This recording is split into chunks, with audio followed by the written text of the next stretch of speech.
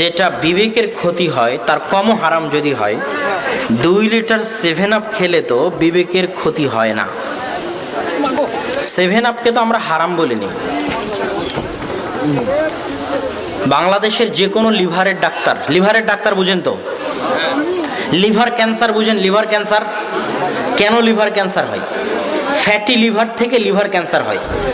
লিভারে যখন চর্বি জমে তখন ওই চর্বি জমার কারণে লিভার কাজ করতে পারে না।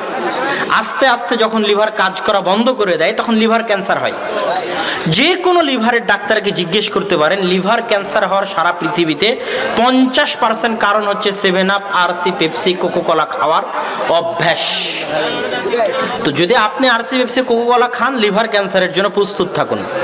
বাকি আল্লাহ আপনার সাথে কি করবেন সেটা জানি না, তবে আমরা হারাম বলিনি, কেননা সেভাবে অ্যালকোহল ইত্যাদির প্রমাণ আছে কিনা আল্লাহু আলাম।